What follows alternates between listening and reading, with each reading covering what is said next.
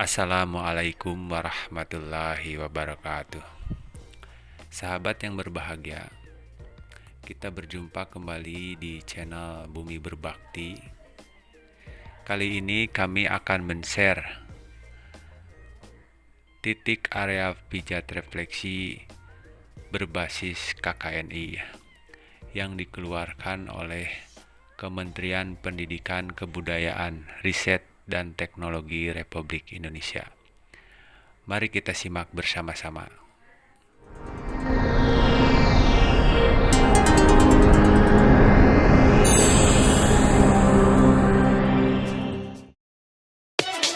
Ayo kita belajar bersama dan berkreasi bersama, mengejar cita-cita untuk masa depan cemerlang.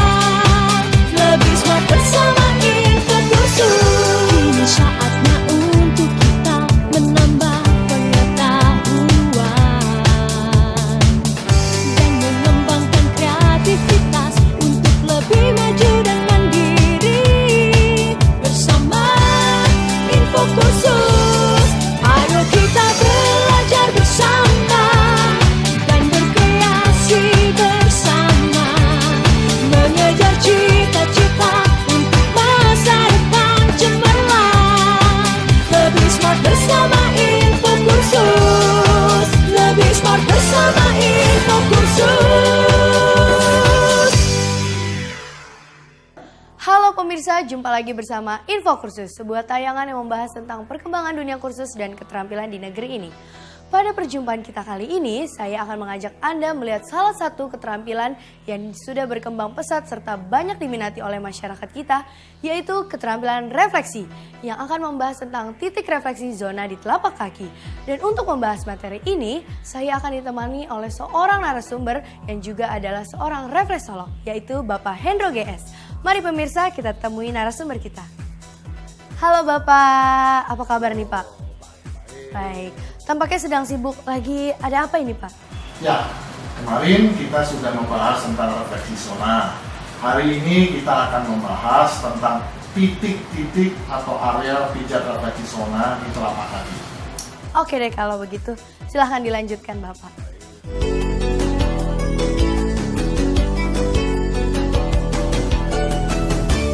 Pemirsa sekalian, teman-teman, sesuai dengan teori zona yang sudah kita pelajari yang lalu, menyatakan bahwa Sir Henry Head dan Charles Wellington menemukan bahwa ada bagian-bagian di kulit yang menjadi hipersensitif pada saat organ dalam itu mengalami gangguan. Terbukti juga bahwa apabila daerah-daerah yang sensitif tadi dipijat, maka organ-organ yang terganggu itu mulai melakukan penyembuhan. William Fitzgerald yang membagi tubuh menjadi 10 zona, 5 kiri, 5 zona di kanan, diteruskan dengan Eunice de Ingham, menggambarkan bahwa di telapak kaki manusia itu terdapat titik-titik dan atau areal pijat refleksi. Disebut titik kalau arealnya itu hanya kecil sebatas dengan ujung jari. Disebut areal itu kalau lebih dari ujung jari. Jadi sifat pemijatannya nanti bisa dengan mengurut ataupun berputar-putar. Teman-teman sekalian, ada 36 titik atau areal pijat refleksi di telapak kaki. Mari kita sebut satu-satu. Yang nomor 1 adalah otak besar. Nomor 2 adalah dahi. Nomor 3 adalah otak kecil. Nomor 4 adalah hipofise atau kelenjar di bawah otak, atau ada orang juga menyebutkan sebagai pituitari. Nomor 5 adalah saraf trigeminus. Nomor 6 adalah hidung.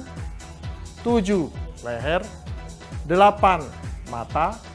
9 titik telinga. 10 daerah bahu.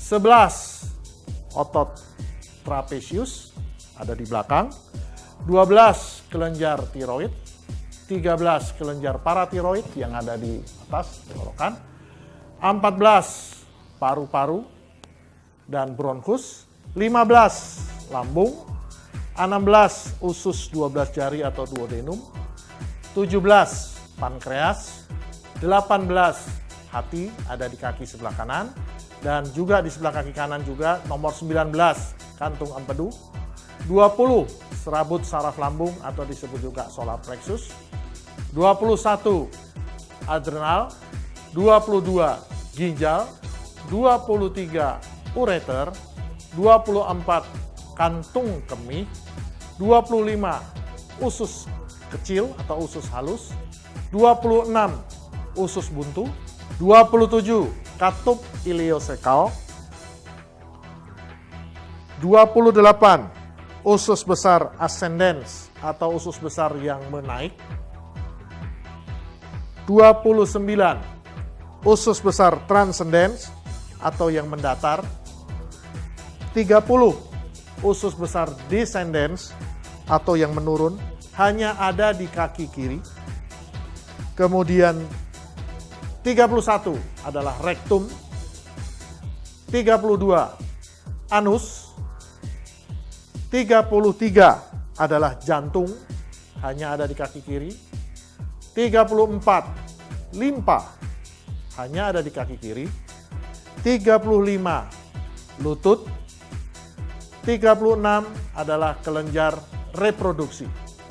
Teman-teman sekalian, itulah 36 titik pijat refleksi yang ada di telapak kaki.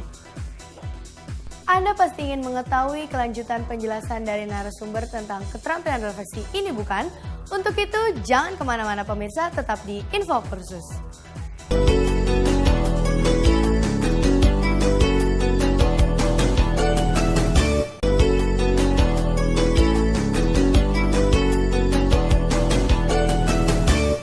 Masih di Info Kursus pemirsa, dan masih bersama saya Fania Marta Dinata dan narasumber kita Bapak Hendro GS yang kembali akan melanjutkan penjelasan tentang keterampilan refleksi.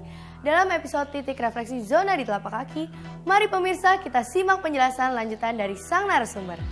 Pemirsa dan teman-teman sekalian, seperti biasa sebelum kita melakukan praktek pijat refleksi menggunakan alat dan bahan. Sekali lagi, ini adalah pengobatan tradisional. Jadi alat dan bahan itu tersedia di sekeliling kita dan mudah diperoleh. Yang nomor satu kita butuhkan adalah krim pijat. Seperti ini murni krim pijat, banyak bisa dibeli di pasaran. Atau krim pijat yang sudah dicampur dengan minyak gosok, misalnya seperti ini. Selain minyak dan krim pijat, bisa juga digunakan minyak biasa atau minyak pijat. Minyak pijat ini bisa dibuat dari minyak kelapa. Selain itu kita membutuhkan alkohol yang kita simpan dalam semprotan atau spray seperti ini. Kemudian juga bisa diletakkan seperti ini krimnya agar tidak mudah terpapar. Karena walaupun kita pengobatan tradisional, tapi kita harus bisa melakukan pengobatan ini atau praktek pelaksanaan ini yang higienis. Jadi krim jangan langsung diambil untuk memijat, tapi gunakanlah mangkok ataupun piring kecil yang digunakan untuk mengambil krim secukupnya pada saat kita pemijatan. Selain itu, kita bisa memakai alat-alat bantu pijat. Alat bantu pijat, satu syaratnya adalah tidak boleh terbuat dari logam, boleh terbuat dari akrilik atau dari kayu. Alat-alat ini bisa dibuat sekehendak hati kita, prinsipnya adalah tidak boleh tajam. Ini dari akrilik seperti ini, atau kayu seperti ini yang banyak ditemui di pasaran, atau kayu seperti ini yang ada juga di pasaran, atau seperti ini yang ada di pasaran, ini semuanya ada. Yang penting adalah tumpul dan tidak menyakitkan apabila kita gunakan. Kita juga membutuhkan anduk yang bersih, karena anduk ini nanti akan digunakan untuk menyeka kaki klien yang sudah terpapar minyak pijat atau krim pijat.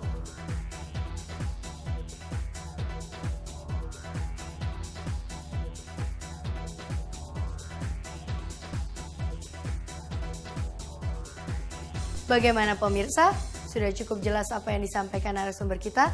Tapi tetap jangan kemana-mana dulu pemirsa, karena penjelasan narasumber masih belum berakhir sampai di sini. Sesaat lagi saya dan narasumber masih akan kembali ke hadapan Anda.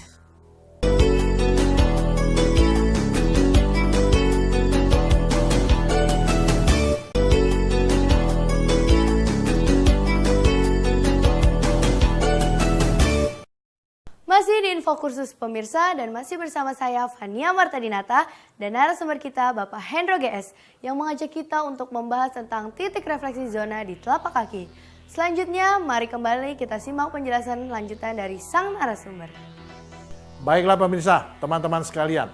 Setelah terapis membersihkan kaki klien yang tadi telah direndam dengan air hangat, kemudian menyemprot dengan alkohol 70%, marilah kita sekarang bersama-sama menyimak titik-titik dari ke-36 titik di telapak kaki. Otak terbagi atas otak besar, itu titik refleksinya nomor 1. Otak kecil, titik refleksi nomor 3. Dan batang otak. Sistem saraf pusat bertugas menerima dan menerjemahkan rangsang, serta menghasilkan respon. Jadi, titik kepala di sini adalah titik otak nomor 1, otak besar, dan titik otak kecil, titik nomor 3. Bila dipijat, akan merangsang dan mengoptimalkan kerja sistem saraf pusat. Karenanya, harus dipijat dan wajib dipijat pada setiap kali terapi. Titik nomor 2 yang terdapat di ujung-ujung jari adalah titik dahi atau sinus. Titik ini digunakan pada daerah-daerah sinus, ya, gangguan-gangguan pada daerah sinus. Juga untuk kepala, nyeri karena pilek dan ingus yang tidak lancar. Juga dapat digunakan untuk relaksasi atau menenangkan. Barangkali tanpa sadar kita melihat saat tegang dan banyak pikiran, stres, banyak orang memijat daerah dahi untuk meregakan ketegangan. Jadi titik nomor 2 adalah merupakan titik untuk relaksasi. Selanjutnya adalah hipofise atau pituitari atau kelenjar di bawah otak di titik nomor 4. Titik ini merupakan titik yang wajib dipijat. Kenapa? Karena hipofise memproduksi hormon-hormon yang fungsinya memicu atau merangsang kerja dari kelenjar-kelenjar lain agar kelenjar tersebut memproduksi hormon. Hipofise mempengaruhi antara lain pertumbuhan, kelenjar tiroid, kelenjar paratiroid, kelenjar reproduksi, dalam hal ini mempersiapkan rahim untuk kehamilan, mengatur menstruasi pada wanita, dan juga mengatur sperma pada laki-laki. Dan yang terakhir adalah kelenjar adrenal. Jadi hipofise membantu merangsang kelenjar adrenal, serta lain-lainnya. Titik nomor 5 adalah titik saraf trigeminal. Saraf trigeminal adalah salah satu dari 12 pasang saraf tepi yang keluar dari otak. Saraf trigeminal ini bertanggung jawab pada 3 sensasi indera, yakni mata, hidung, mulut, segerak rahang, refleks kornea. Jadi, titik ini digunakan untuk merangsang daerah-daerah tersebut dan gangguan-gangguan pada daerah tersebut. Anda pasti ingin mengetahui kelanjutan penjelasan dari narasumber tentang keterampilan refleksi ini bukan? Untuk itu, jangan kemana-mana pemirsa, tetap di Info Kursus.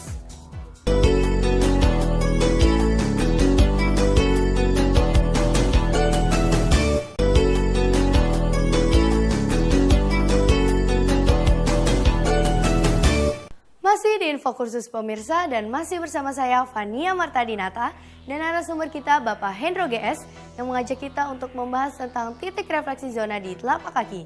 Selanjutnya mari kembali kita simak penjelasan lanjutan dari sang narasumber. Titik nomor 6 adalah titik hidung. Titik ini digunakan untuk semua gangguan minor pada hidung. Misal, melegakan pernafasan, membantu melancarkan ingus pada saat pilek, dan lain sebagainya. Titik nomor 7 adalah titik leher. Titik ini digunakan untuk semua gangguan pada leher, misal kaku leher.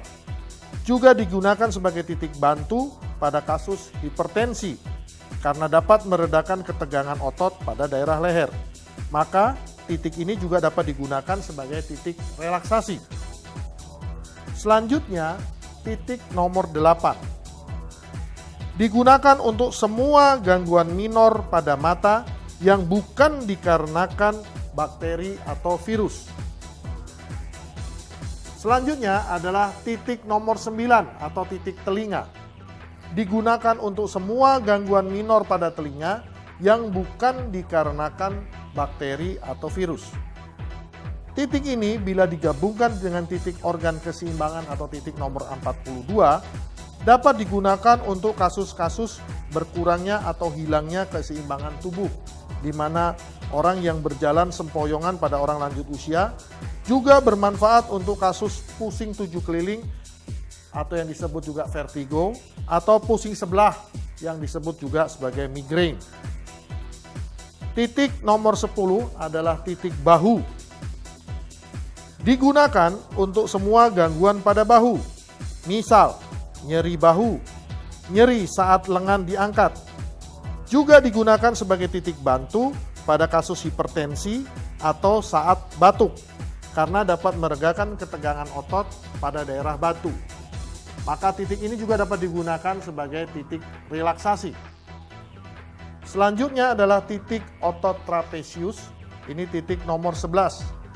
Digunakan untuk semua gangguan pada daerahnya, misal kaku leher, nyeri bahu, juga digunakan sebagai titik bantu pada kasus batuk.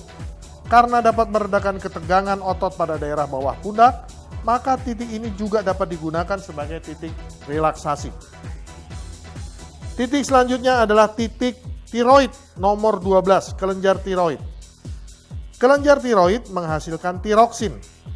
Tiroksin mempunyai peran dalam metabolisme karena dapat menurunkan atau menaikkan metabolism rate atau BMR, juga berpengaruh pada pertumbuhan, menurunkan kadar kalsium dalam darah dengan cara menghambat penguraian kalsium dari tulang, dan menstimulir pemasukan kalsium dalam matriks tulang. Karena ini mempengaruhi kalsium, maka titik ini merupakan titik yang wajib untuk dipijat. Kelenjar paratiroid, titik nomor 13, menghasilkan hormon paratiroksin. Hormon ini bekerja kebalikan dari kelenjar tiroksin, dari hormon tiroksin yang dikeluarkan oleh kelenjar tiroid. Karenanya, maka tiroid dan paratiroid ini akan menjaga keseimbangan kadar kalsium dalam darah sehingga memelihara sistem vegetasi tubuh, termasuk kerja jantung. Karena jantung, pencernaan makanan, peredaran darah, dan sebagainya sangat tergantung kerja dari otot dan saraf. Oleh karenanya titik 12 dan 13 merupakan titik yang wajib untuk dipijat. Titik selanjutnya adalah titik nomor 14, yakni titik paru-paru dan bronkus. Digunakan untuk semua gangguan minor pada pernapasan yang bukan disebabkan oleh virus atau bakteri. Paru-paru adalah organ yang memegang peranan penting untuk membangun energi tubuh. Oleh karenanya harus selalu dipelihara. Titik nomor 15 adalah titik lambung. Makanan memasuki daerah lambung melewati kerongkongan. Di lambung, proses makanan dilumatkan dengan proses gerak peristatik. Di sini, bahan makanan dicampur dengan enzim-enzim pencernaan dan diubah menjadi kismus. Merupakan titik yang wajib untuk dipijat sebagai titik pencernaan dan metabolisme. Titik nomor 16 atau titik duodenum, titik usus 12 jari. Usus 12 jari atau duodenum adalah muara saluran dari hati dan pankreas. Bahan makanan yang sudah dilumatkan di usus kecil mengalami reaksi kimia dengan enzim-enzim yang dikeluarkan oleh hati dan pankreas. Ditambah dengan cairan dan enzim-enzim dari kelenjar usus 12 jari. Dilumatkan lagi dengan gerak peristatik. Selanjutnya, terjadilah proses penyerapan sari makanan. Jadi, di duodenum inilah sari makanan mulai diserap. Titik selanjutnya adalah titik pankreas, nomor 17. Kelenjar endokrin dari pankreas menghasilkan dua hormon yang kerjanya saling berlawanan, yakni hormon glukagon yang memecah glukosa dan hormon insulin yang mengubah glukosa menjadi energi dan mengubah kelebihan glukosa menjadi glikogen. Selanjutnya adalah titik organ hati atau titik nomor 18. Hati menerima makanan dan juga termasuk racun yang diabsorpsi dari saluran makanan, dalam hal ini usus, melalui vena porta hepatitis untuk diolah dan juga didetoksifikasi. Hati adalah saringan dan juga gudang dalam tubuh kita. Hampir semua sel dan jaringan dalam tubuh kita tergantung dari hati. Bila hati bermasalah, maka semua organ tubuh dapat terpengaruh. Selanjutnya adalah titik nomor 19 atau titik kantung empedu. Cairan empedu dihasilkan oleh hati, disalurkan dan disimpan di dalam kantung empedu. Cairan empedu berfungsi untuk memecah lemak menjadi bagian yang kecil-kecil agar mudah diserap. Dalam hal ini, apabila dibutuhkan, maka kantung empedu akan mengeluarkan cairan empedu guna membantu proses pencernaan. Titik selanjutnya adalah titik nomor 20, yakni titik serabut saraf lambung atau disebut juga titik solar plexus. Solar plexus terletak tepat di bawah diafragma atau sekat rongga dada. Saat kita mengalami kondisi stres, dada akan terasa penuh, napas terasa tertahan dan tidak leluasa. Ini terjadi karena solar plexus tegang sehingga menahan gerak diafragma, akibatnya jalan napas menjadi terhambat. Memijat titik solar plexus akan mengendurkan saraf ini dan membuat diafragma kembali bergerak secara leluasa. Hasilnya nafas akan kembali lega, perasaan tertekan menjadi hilang. Jadi, titik solar plexus ini selain digunakan untuk melegakan pernapasan, digunakan untuk melepaskan semua jenis ketegangan saraf, bersifat menenangkan, dan merupakan titik untuk relaksasi. Titik selanjutnya adalah titik kelenjar adrenal, nomor 21. Adrenal, kotek adrenal atau bagian dari luar adrenal, menghasilkan hormon-hormon seks dan hormon-hormon yang termasuk dalam zat steroid. Di sini fungsi dari hormon tersebut adalah untuk menstabilkan, dalam hal ini menaikkan atau menurunkan tekanan darah, menstabilkan kadar gula darah, anti-inflamasi atau anti radang, anti-alergi, menguatkan kerja jantung, dan juga untuk vasokonstruksi atau menyempitkan pembuluh darah. Bagian tengah dari adrenal atau medula adrenal menghasilkan adrenalin yang bersifat simpatis dan hormon noradrenalin yang bersifat parasimpatis. Kedua hormon ini mempunyai sifat dan cara kerja yang berlawanan sehingga dapat bekerja sama menjaga keseimbangan keadaan tubuh. Fungsi daripada hormon adrenalin adalah 1. Menaikkan metabolisme. 2. Menyempitkan pembuluh darah arteri. 3. Mempercepat kerja jantung. Otomatis yang keempat, menaikkan tekanan darah. Nomor 5. Vasodilatasi atau melebarkan bronkus sehingga melebarkan saluran pernapasan dengan cara menurunkan ketegangan otot yang menekan pipa bronkus. Yang keenam, menahan stres. Titik yang selanjutnya adalah titik untuk sistem perkemihan. Dimulai dengan titik nomor 22, yakni ginjal. Titik nomor 23, ureter atau saluran kencing. Titik nomor 24 adalah kantung kencing. Semuanya berfungsi untuk sistem perkemihan. Titik selanjutnya adalah titik nomor 25, yakni titik usus halus atau juga titik usus kecil. Usus kecil berfungsi menyalurkan bahan makanan yang telah dilumatkan dari lambung ke usus besar. Disinilah proses penyerapan sari makanan terjadi. Pemirsa, teman-teman sekalian, mari kita lanjutkan pada titik selanjutnya adalah titik nomor 26, yakni titik usus buntu. Titik nomor 26, titik usus buntu, digunakan untuk gangguan-gangguan minor pada usus buntu. Titik selanjutnya adalah titik nomor 27, adalah titik katup iliosekal. Titik ini digunakan untuk merangsang gerak peristatik dari usus besar untuk membantu sistem pembuangan materi padat. Pada sistem pembuangan padat terdapat beberapa titik. Yang pertama adalah usus besar menaik, titik nomor 28. Kemudian titik nomor 29, usus besar mendatar. Nomor 30 adalah usus besar menurun. Selanjutnya adalah rektum, titik nomor 31, dan anus, titik nomor 32. Dalam usus besar, yang terjadi adalah proses penyerapan air dan proses pembusukan dari sisa-sisa makanan, supaya mudah dibentuk dan kemudian dapat dikeluarkan. Lactobacillus paling banyak ditemukan di sini. Sisa-sisa makanan bergeser dan berpindah tempat karena gerak peristatik dari usus besar.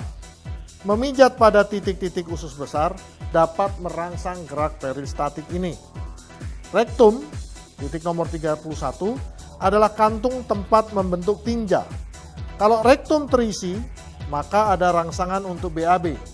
Dalam keadaan normal, rektum selalu dalam keadaan kosong. Gerak peristatik dari usus besar akan mengisi ruangan rektum sehingga merangsang keinginan untuk BAB.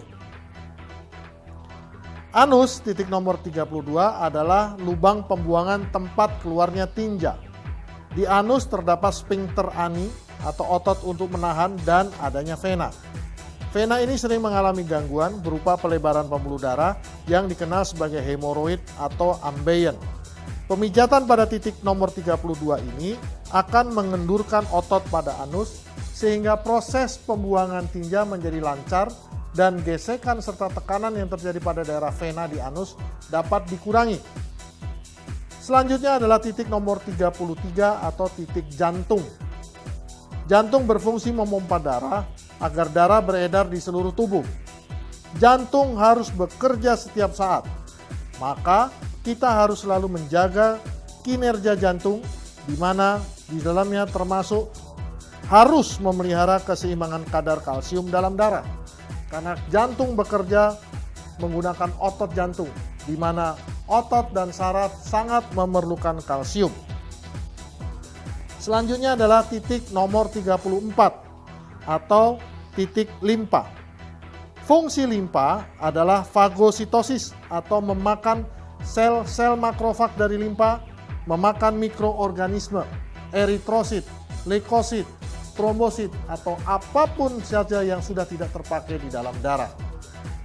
Fungsi dari limpa berikutnya adalah respon imun, merupakan bagian dari sistem kekebalan tubuh manusia. Kemudian pada bayi, sistem limpa juga sistem hematopoiesis atau memproduksi darah. Kelenjar ini pembuat darah yang penting. Limpa juga menyimpan atau gudang dari eritrosit. Dalam keadaan darurat, cadangan eritrosit ini akan dikeluarkan. Eritrosit atau sel darah mengandung hemoglobin atau zat merah darah. Hb atau hemoglobin ini berfungsi untuk mengikat oksigen pada saat darah beredar di paru-paru. Sebagai informasi tambahan, Hb normal untuk pria adalah 13-18 gram per desiliter dan untuk pada wanita 11,5 sampai dengan 16,5. Titik selanjutnya adalah titik nomor 35 atau titik lutut. Digunakan untuk semua gangguan pada lutut, misal nyeri lutut, sulit meluruskan atau menunggu kaki, sulit, berat, atau nyeri saat berjalan, dan sebagainya. Titik yang terakhir pada telapak kaki adalah titik nomor 36 atau titik kelenjar reproduksi. Alat-alat reproduksi manusia mengalami pematangan saat pubertas dan terus bekerja hingga kemampuan reproduksi manusia berakhir. Bagi Anda yang ingin memperdalam dan berminat pada bidang keterampilan pijat refleksi ini, Anda bisa menghubungi lembaga kursus dan pelatihan terdekat atau dinas pendidikan setempat. Anda juga bisa mengunjungi website kami di www.infokursus.net. Akhir kata, saya Fania Marta Dinata beserta kru yang bertugas mengucapkan terima kasih atas perhatian Anda. Sampai jumpa pada episode yang akan datang. Salam Infokursus.